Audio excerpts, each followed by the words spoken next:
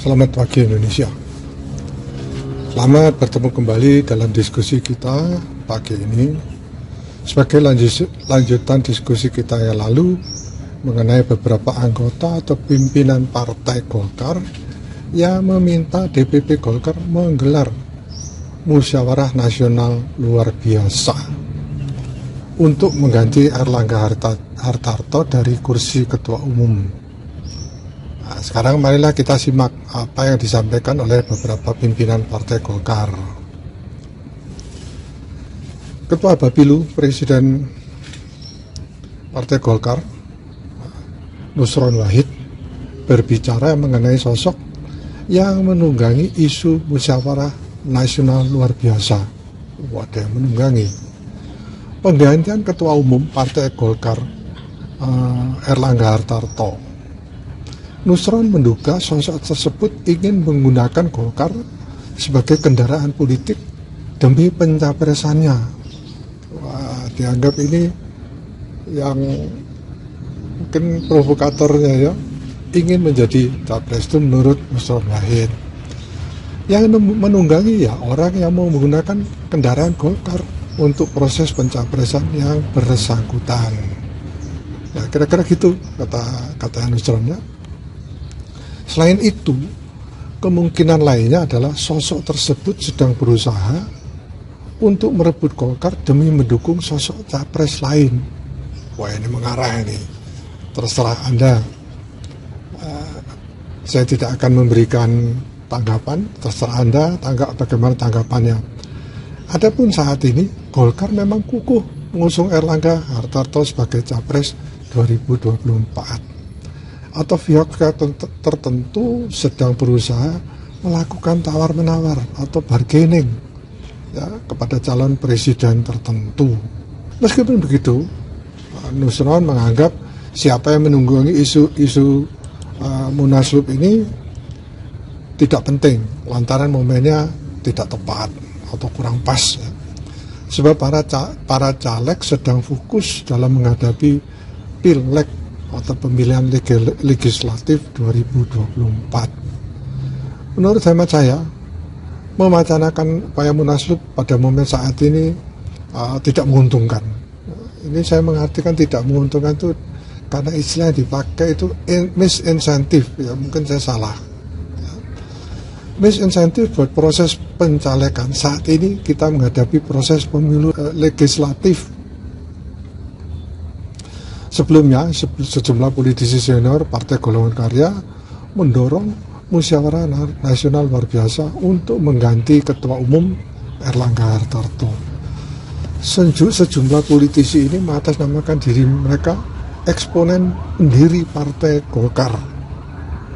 Wah.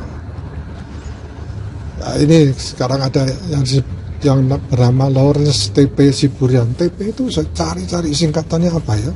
Supaya saya tahu nama lengkapnya, tapi tidak menemukan. Ya, malah saya menemukan bahwa beliaunya ini punya apa ya, semacam lawyer apa saya nggak tahu. Ya, beliaunya rupanya mempunyai suatu kantor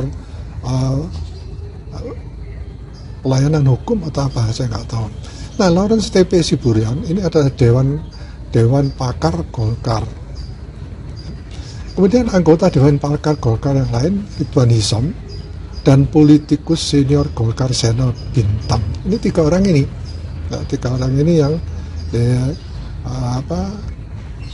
mengusulkan adanya Munaslup, musyawarah nasional luar biasa. Ketiganya bersama sekitar 10 kader Partai Golkar menggelar konferensi pers di Hotel Sultan, Jakarta. Ya. Lawrence mengatakan diadakannya pernyataan sikap itu karena tidak jelasnya arah Golkar menjelang pemilu 2024. Ia menilai hanya Partai Amanat Nasional yang berpeluang berkoalisi dengan Golkar. Kami sudah tahu kok, tinggal PAN yang bisa berkoalisi. Nah, sedangkan elektabilitas PAN punya 7%, Golkar punya 14%. Ya sebetulnya sudah memenuhi ya threshold ya, presidential threshold 21%. Kalau digabung 21%, kata Lawrence. Kalau bergabung maju pasti kalah, sejuta persen pasti kalah, ujarnya.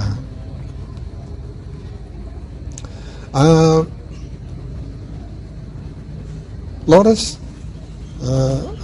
menengarai ada penumpang liar. Lawrence menilai Erlangga yang dipilih sebagai bakal calon presiden Golkar untuk pemilu 2024 tak kunjung bergerak. Apakah ada orang yang mau maju capres-cawapres buang uang? Nggak ada. Buang itu triliunan loh untuk capres. Jadi kalau misalkan kalah, buat apa kita buang-buang uang? Itu kata Lawrence. Oleh karena itu, eksponen pendiri Partai Golkar mendorong agar segera dilakukan Rapimnas, lalu dilanjutkan dengan Munaslup, menggantikan Pak Erlangga dari Ketua Umum Partai Golkar untuk kebesaran dan kemajuan Partai Golkar.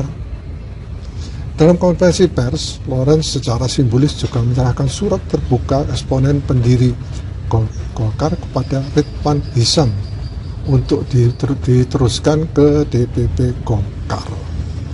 Nah, ini materi atau referensi ini sekali lagi menemukan teman saya, ini dari Kompas kalau nggak salah. Nah, katakan ini ada pendapat dari petinggi Golkar.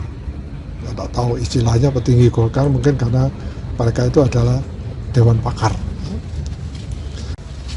Selanjutnya saya dapat informasi dari teman saya lagi, ini referensi yang kedua dari Kompas ya. Wakil Ketua Umum Partai Golkar Firman Subagio meminta Dewan Etik memproses dugaan pelanggaran kader yang mengeluarkan wacana musyawarah nasional luar biasa.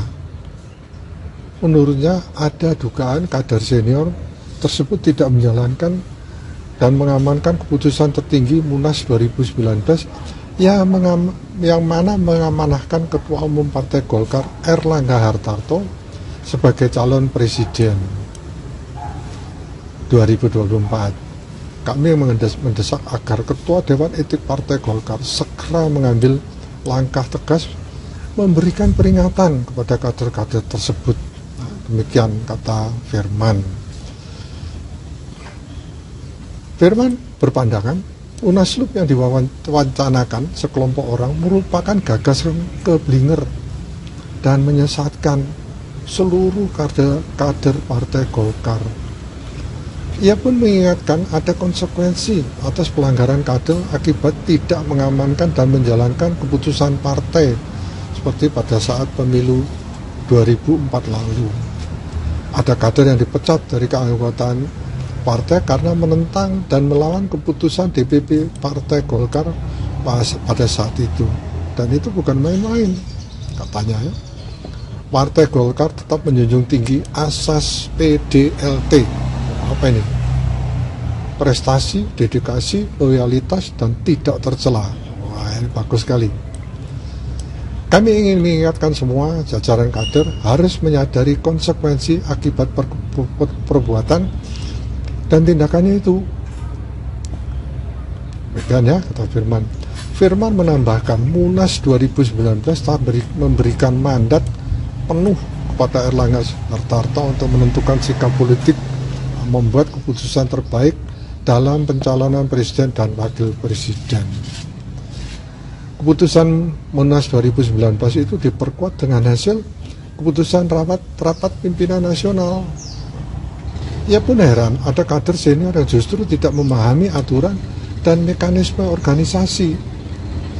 Menurutnya pernyataan kader ini justru memunculkan kegaduhan di internal partai. Kok masih ada kader yang mengklaim kader senior tetapi tidak paham aturan dan mekanisme organisasi. Mereka menari di atas genderang orang lain, padahal mereka itulah yang ingin menghancurkan Golkar dari dalam. Demikian ya, kata ya Firman. Anggota Badan Legislatif DPR ini menegaskan DPP Golkar masih berpegang teguh pada kesimpulan yang disampaikan Ketua Dewan Pakar Agung Laksono. Rekomendasi yang dihasilkan dari rapat pleno tidak merekomendasikan desakan Munaslup. Ia juga mencurigai ada penumpang gelap dalam kemunculan gagasan Munaslup oleh pihak yang mengatasnamakan anggota Dewan Pakar Partai Golkar.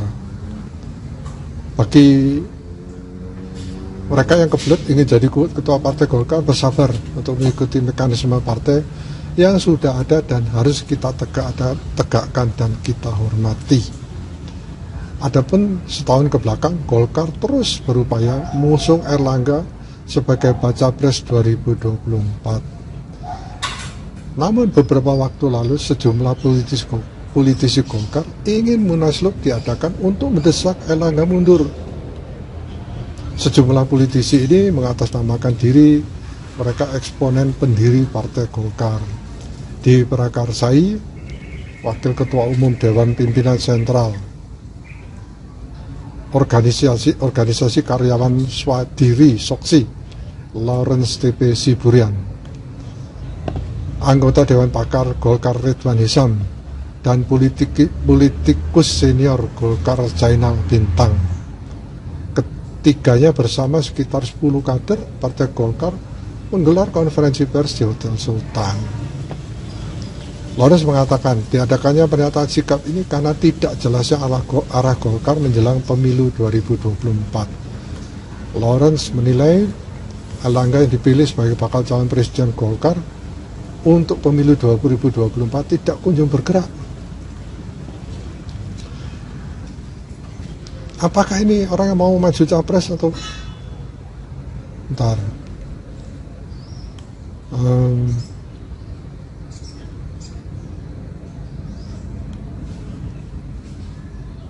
Oleh karena itu, eksponen pendiri Partai Golkar mendorong agar segera dilakukan Rapimnas, kemudian dilakukan Munaslup. Nah, itu tadi adalah kajian dari dua buah referensi. Terserah Anda bagaimana menanggapinya. Ya, ini adalah informasi saja. Saya serahkan pada Anda. Kesimpulan juga di tangan Anda pada waktu nanti pemilu 2024 dilaksanakan. Selamat pagi Indonesia, dan jangan lupa sukseskan pemilu 2024.